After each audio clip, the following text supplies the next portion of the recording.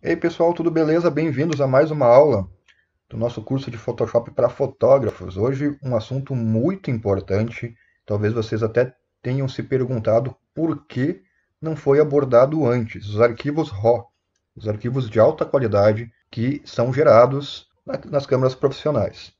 Nikon, seja Canon, seja Sony ou qualquer outra marca de câmera profissional. E isso, inclusive, é o que diferencia uma câmera semi-profissional de uma profissional, não somente as lentes intercambiáveis, mas também os arquivos de alta qualidade, como os arquivos RAW. Geralmente, câmeras compactas, celulares também pode-se produzir excelentes fotos. Tudo que a gente viu até agora pode ser aplicado para diversas câmeras, seja ela celular ou qualquer outra coisa no Photoshop, né, qualquer outro dispositivo. Mas, se vocês querem gerar uma foto de alta qualidade, com uma profundidade muito maior de cores, aí sim entram as câmeras profissionais e estes arquivos especificamente. Bom, o que são os arquivos RAW? Os arquivos RAW, a tradução é cru, são arquivos muito mais pesados a nível de tamanho de arquivo, porque eles não possuem só 8 bits de profundidade de cor. O que significa isso? Entre cada canal de cor, o RGB, por exemplo, que formam uma imagem, os canais de cores, não são só 256 tons por canal. Ele consegue muito mais que isso. Um arquivo comum, um JPEG, em que o celular de vocês gera, ou a câmera compacta, ou uma câmera semi-profissional, possui em torno de 16 milhões de cores, que são 256 tons multiplicados nesses três canais. Então, mais ou menos 16 milhões de cores. O olho humano consegue reconhecer mais ou menos isso, entre 10 milhões, mais ou menos, mas um arquivo RAW possui trilhões de cores, porque ele possui não 8 bits, mas 16 e até 32 bits de profundidade. 12, 16 bits, então trilhões de cores, muito mais do que um arquivo normal, né? Geralmente gerado em dispositivos que não são profissionais, não são arquivos RAW. Mas para que eu vou querer um arquivo tão pesado que gera tanta cor justamente em detalhes? Justamente quando se tem que usar ajustes muito agressivos ou se quer recuperar uma foto muito escura, por exemplo, ou muito clara, sem perdas. Quando se exagera em um ajuste, aí sim nota-se a utilidade do arquivo RAW. Vamos dar exemplos aqui. Bom, antes de mais nada, sempre um conselho que vocês devem ter ouvido em muitos outros canais, em muitos outros lugares, sempre salvem, sempre configurem a câmera de vocês para gerar arquivo RAW. Na dúvida, sempre façam isso. Não economizem cartão de memória, sempre gerem arquivos RAW, não somente JPEG, ou JPEG RAW ou só o RAW. Por quê? Porque vocês vão salvar muitas fotos que vocês podem considerar perdidas. Então, na dúvida, sempre gerem o RAW. Sempre configurem a câmera de vocês. Como se abre um arquivo RAW? No computador não é tão simples. Deve-se ter o Photoshop, é um arquivo que se consiga abrir o arquivo RAW.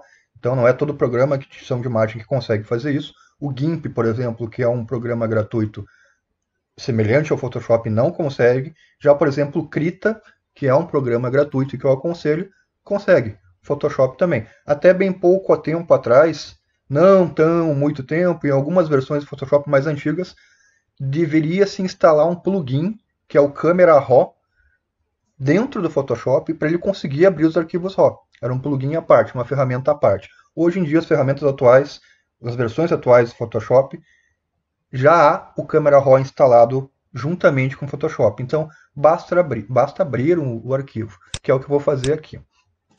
Quem usa o programa Lightroom também do Photoshop, que é semelhante ao Photoshop, com algumas diferenças e tudo mais, ele não trabalha com camadas, por exemplo, ele é usado para arquivos em grandes quantidades, quer diagramar um álbum é muito mais fácil também, mas ele não tem aquelas características de fotomanipulação que o Photoshop tem, né?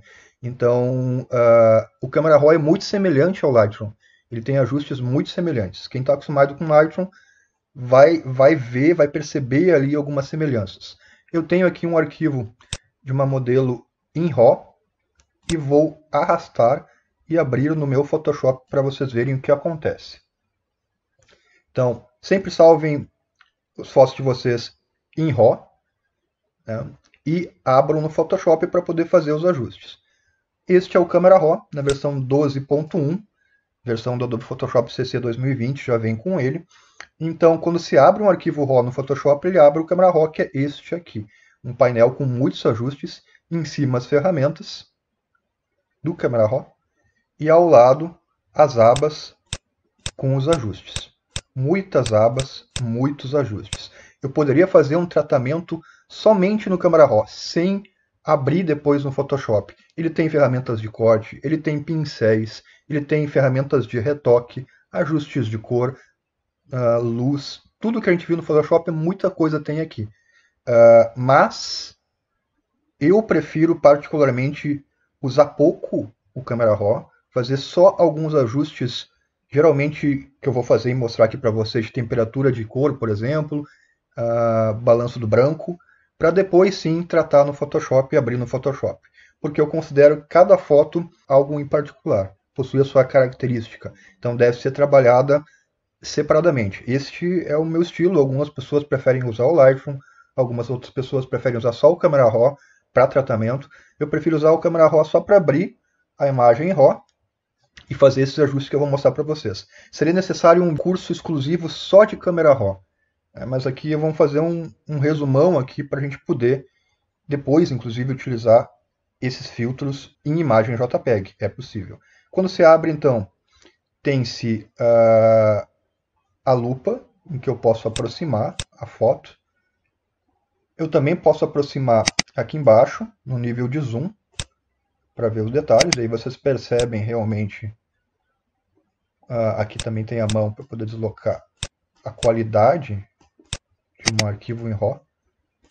Cada câmera possui a sua extensão, cada marca. A Nikon, por exemplo, a extensão é .nef, NEF.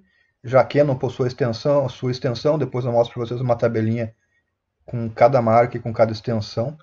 Aqui embaixo tem esse comparativo, esse ícone aqui, ele alterna entre o antes e o depois. Então o antes é a imagem original e depois são os ajustes para eu poder comparar. A qualquer momento eu posso desativar ele, inclusive ele possui vários modos, né?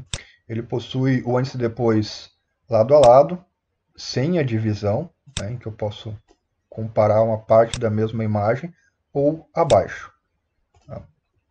Então eu consigo fazer estas comparações. Isso é bem legal de usar isso, eu posso desativar ele também. Bom, ao lado, o básico, que é o que a gente vai ver hoje, são os ajustes de luz e cor. Muitos ajustes a gente já viu ali no Photoshop, fora do Camera Raw, então a temperatura é geralmente o quanto a imagem é azulada ou o quanto ela possui tons de vermelho. Geralmente, para quem usa a Nikon, por exemplo, em configurações padrões, a imagem ela fica fria, ela não fica avermelhada, ela tem uma temperatura um pouco abaixo do normal. Então, como eu uso a Nikon, geralmente eu faço o ajuste que é o balanço do branco, aumentando um pouco a temperatura é medida em kelvins, 6.000 kelvins, mas eu faço um ajuste aqui para deixar um tom um pouquinho mais avermelhado. Aqui. Tá? Depois a gente compara o antes e depois. Colorir envolve matiz, mudança de cor. Geralmente eu não uso, eu deixo o padrão. Em qualquer ajuste, se a gente for dar um duplo clique no slider, ele volta ao normal.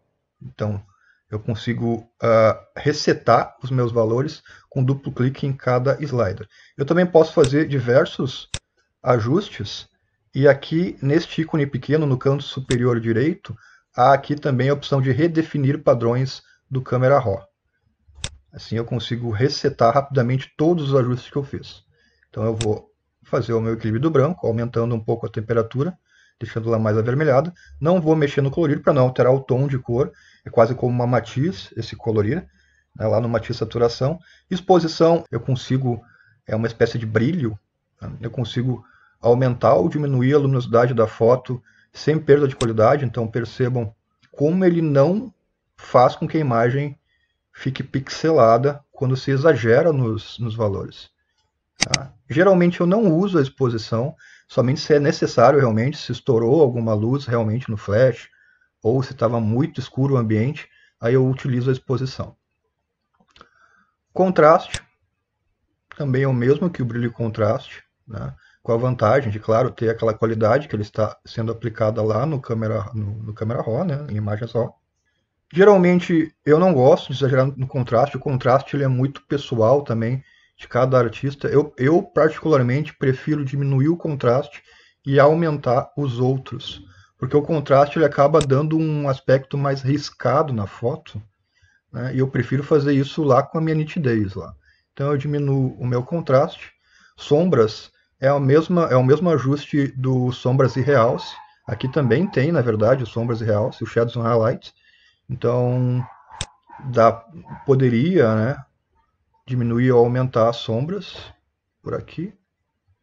Eu particularmente gosto de deixar menos sombras, deslocando esse ajuste aqui para o lado claro, para a direita, para que eu consiga ver os detalhes de cabelo, de vegetação, do ambiente.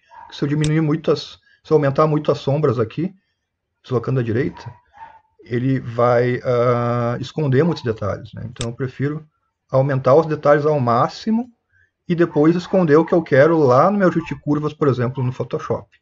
Realce é a mesma coisa. Eu prefiro, no caso, depende muito de cada foto, né? Aqui o realce é a iluminação mesmo, é o quanto os brilhos eles se expandem na iluminação, na fonte de iluminação. Para não estourar, eu prefiro diminuir o realce, mas se o ambiente, por exemplo, for muito escuro, é interessante dar um aumento de realce. Então aqui eu vou diminuir nesse caso, tá? Até para poder ver mais detalhes de pele. Preto e branco, muito parecido com sombra e realce, só que ele vai agir em todos os brancos e não só nos pontos de iluminação, em todos os pretos, então a foto vai escurecer muito ou clarear muito. Eu geralmente costumo aumentar um pouco o preto para compensar os ajustes que eu dei aqui em cima de realce e de contraste. Geralmente no branco eu não mexo também, só em casos específicos. Mas são ajustes bem característicos que eu costumo fazer na maioria das fotos. Diminuir o contraste, diminuir as sombras, aumentar os pretos e o realce vai em cada imagem, vai variar em cada imagem. Textura, claridade e desembaçar, sendo que o desembaçar é uma novidade, é um ajuste novo nas versões atuais do Photoshop. Antes só se tinha textura e claridade. Textura, ele vai aumentar os detalhes de pele. Percebam, eu vou aumentar um pouco aqui para vocês verem. Quando diminui a textura, ele dá aquela embaçada, é quase como uma nitidez também. Então eu costumo aumentar um pouquinho a textura. Até lá para o tratamento de separação de frequência, ele é bem interessante. Ele é muito melhor que aumentar o contraste, é aumentar a textura, só não convém também exagerar. E a claridade é muito semelhante também ao desfoque, né? Se eu diminuir, ele vai dar aquela suavidade na pele, se eu aumentar, ele vai dar aquele aumento de contraste. Geralmente, eu não aumento a claridade em fotos de ambientes, paisagens, macrofotografia, animais, é interessante aumentar a claridade para para destacar algum detalhe, seja pelos, olhos, texturas de alguma coisa, aí também é legal aumentar a claridade. Em casos de modelos, eu aconselho a diminuir um pouco a claridade para compensar a textura. Essa combinação de aumento de textura e diminuição de claridade faz com que a pele tenha um acabamento muito bom. Desembaçar eu realmente não uso muito pouco, só quando a imagem está realmente desfocada, aí sim é legal aumentar um pouco o desembaçar. O problema do desembaçar é que ele acaba diminuindo a luminosidade, ele escurece muito a foto, então eu costumo não utilizá-lo. Vibração e saturação é o mesmo que eu tenho lá no Photoshop, eu posso aumentar os ganhos de cores com a vibração aqui, por exemplo. Então vamos comparar aqui o antes e o depois. Olha só a diferença, né? O antes, como a imagem saiu da minha câmera, e o depois. Um pouco mais de nitidez, um pouco mais de cor, um pouco mais, uma temperatura um pouco mais quente, né? Bem mais interessante. E aqui eu tenho algumas opções. Se eu der um concluído, se eu clicar em concluído, ele vai salvar todas essas configurações em um arquivo que eu vou mostrar para vocês, tá? E não vai abrir no Photoshop. Ele vai salvar isto em um arquivo temporário no arquivo RAW. Tá? O arquivo RAW ele vai continuar com um padrão dele, que é este aqui, o original, mas ele vai salvar todas essas configurações no arquivo temporário, que é o XMP. Se eu clicar em abrir imagem, ele vai aplicar essas modificações temporariamente também, mas vai abrir no Photoshop e vai salvar também o XMP. Então a diferença é que o abrir imagem vai abrir no Photoshop e vai salvar um arquivo temporário com essas modificações, e o concluído não vai abrir no Photoshop, mas também vai salvar o arquivo temporário. E o salvar imagem, vou clicar aqui que é interessante salvar imagem, ele vai salvar a imagem, ele vai salvar o arquivo RAW com essas configurações. A diferença é que ele vai salvar num formato DNG, que é o formato negativo. É um formato de compatibilidade de arquivos RAW, quase como se fosse um arquivo RAW genérico, né? Eu comentei para vocês que cada câmera tem a sua configuração de RAW. Aqui tem uma tabela, inclusive tem lá na Wikipedia, no Wikipedia. Por exemplo, arquivos gerados pela câmera Sony são estas extensões. SRF, arquivos da Canon geralmente é CR2, né? O DNG é um arquivo da Adobe de câmera RAW, muito bom, eu aconselho, né, a utilizá-lo. E o NEF é da Nikon que eu estou utilizando. Então, cada câmera tem o seu arquivo de extensão. Nesse caso, ele vai salvar em um arquivo DNG. Né? Os padrões aqui é salvar no mesmo local. No meu caso, aqui na área de trabalho, eu posso salvar em um arquivo separadamente. Tá? No formato RAW, né, eu tenho aqui também como converter ele diretamente aqui para JPEG, para TIFF, para PNG ou para PSD. Então, uma forma de converter um arquivo RAW para JPEG é isso aí, salvar a imagem e escolher aqui no formato JPEG. Tá?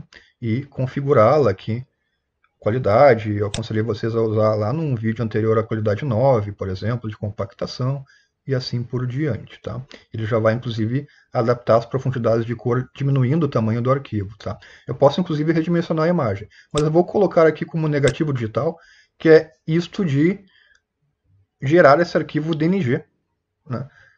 E vou salvar. E também depois vou agora clicar em abrir imagem para vocês verem o que vai acontecer. Olha lá. Ele abriu o meu arquivo RAW, o meu arquivo NEF, já com as modificações. Tá? Se eu minimizar aqui, esse é o arquivo RAW original. Ele continua com os padrões da câmera. Não é o mesmo que este, é aquele que eu abri. Tá? Ele não aplicou aqui. Esse arquivo que ele gerou, o XMP, se eu quiser eu posso apagar, mas geralmente não apago porque ele é um arquivo muito leve e ele possui todas as modificações de ajustes que eu fiz lá no Camera Raw. Então é interessante que se deixe ele aqui, o XMP. Tá? É um arquivo de referência de configuração para o Camera Raw. E aqui é o arquivo DNG que foi gerado quando eu cliquei em salvar imagem. Então eu vou fechar este arquivo aqui. Tá? Não vou salvar ele. Se eu abrir o arquivo original, e se eu tiver, que é este aqui, e se eu tiver o XMP, que é o que eu vou fazer aqui, olha o que vai acontecer. Ele vai abrir o arquivo com todas as configurações que eu fiz. Se eu apagar aquele XMP, ele abriria zerado. Sendo que a qualquer momento eu posso redefinir os padrões para zerar ele aqui. Então por isso que é interessante eu manter aquele arquivo XMP. Ele não vai ocupar espaço. Né? Vou abrir a imagem de novo, então, aqui. E a partir daqui eu posso fazer os tratamentos normais que eu faria. Né? Uma separação de frequência na pele, um retoque em alguma mancha, ou um ajuste de cor, uma sombra, algum tratamento que a gente vai ver depois uma aula especificamente com toda a metodologia que eu vou aconselhar para vocês, um guia de tudo isso que a gente viu aplicado a algumas situações. Então, já deu para ter uma ideia de como utilizar o Camera Raw. Essas são algumas dicas. O programa ele é muito complexo. Vamos ter uma outra aula de Camera Raw, né, na sequência desta aula, em que eu vou mostrar para vocês alguns recursos a mais, um pouco mais simples, mas que eu também utilizo do Camera Raw. Tá? Como eu comentei, o interessante seria ter um curso somente dele. Talvez a gente vá desenvolver aqui no canal um curso do Camera Raw, mas devido à complexidade dele, essa é a utilidade básica do Camera Raw. Lembrando que a gente pode aplicar todos esses filtros também em arquivos JPEG. Não necessariamente eu precise ter um RAW para abrir aquele painel lá. porque aquele painel ele abre quando se abre um arquivo RAW, né? O Camera Raw abre automaticamente. Vou abrir aqui um arquivo JPEG, ó, esse é um arquivo normal, JPEG, tá? De 8 bits.